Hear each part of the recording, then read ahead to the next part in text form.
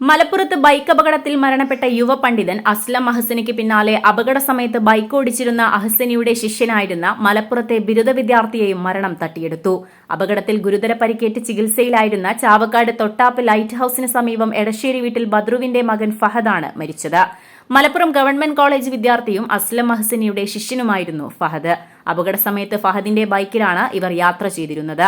ഫഹദ് ഓടിച്ചിരുന്ന ബൈക്ക് നിയന്ത്രണം വിട്ട് ഇലക്ട്രിക് പോസ്റ്റിലിടിച്ചായിരുന്നു അപകടം. ബൈക്കിന് പുറകിൽ നിന്ന് തെറിച്ചു വീണാണ് അസ്ലം അഹ്സനിക്ക് ഗുരുതര പരിക്കേറ്റത്. അഹ്സനി അപകട ദിവസം തന്നെ മരണപ്പെട്ടിരുന്നു. ഗുരുതര പരിക്കേറ്റ നിലയിൽ കോഴിക്കോട് മെഡിക്കൽ കോളേജ് ആശുപത്രിയിൽ എത്തിച്ചതിന് പിന്നാലെയായിരുന്നു അദ്ദേഹത്തിന്റെ മരണം. വ്യാഴാഴ്ച രാത്രി 7 മണിക്ക് മലപ്പുറത്ത് വെച്ചായിരുന്നു അപകടം. മലപ്പുറം ഗവൺമെന്റ് കോളേജ് അറബിക് ബിരുദ വിദ്യാർത്ഥിയായ ഫഹദ് മഅദിൻ അക്കാദമി ദഅവ കോളേജിലും പഠിച്ചിരുന്നു. Basith wedding mall, Basith arcade, Poongottukulam, Tirur. അപകടത്തെ തുടർന്ന് കോഴിക്കോട്ടെ സ്വകാര്യ ആശുപത്രിയിൽ തീവ്രപരിചരണ വിഭാഗത്തിൽ കഴിയവെയാണ് മരണം. കോഴിക്കോട് മർക്കസിൽ നടന്ന ജനാസ നമസ്കാരത്തിന് കാന്തപുരം AP അബൂബക്കർ മുസ്ലിയാർ നേതൃത്വം നൽകി. തുടർന്ന് മൃതദേഹം ചാവക്കാട്ടേക്ക് കൊണ്ടുപോയി. ഖൈറുന്നീസ മാതാവും മറിയ ആസിയ എന്നിവർ സഹോദരങ്ങളുമാണ്. 20-കാരനായ ഫഹദ് ജീവിതത്തിലേക്ക് തിരിച്ചുവരുമെന്ന പ്രതീക്ഷയിലായിരുന്നു കുടുംബവും സഹപാഠികളും. പ്രാർത്ഥനകളോടെ കുടുംബവും നാടും കാത്തിരിക്കുന്നതിനിടെയാണ് മരണം തട്ടിയെടുത്തത്. Editor live, Malappuram.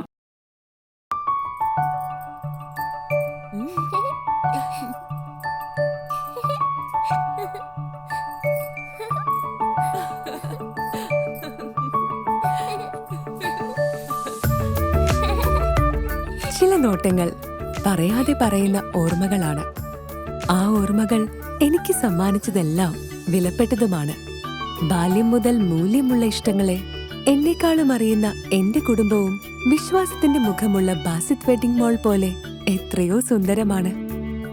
അതെപ്പോഴും കൂടെ ഉണ്ടാവുമെന്നത് ഞങ്ങളുടെ തീരുമാനമാണ്. ആ തീരുമാനം നിങ്ങളുടെ ഇഷ്ടങ്ങളാവട്ടെ.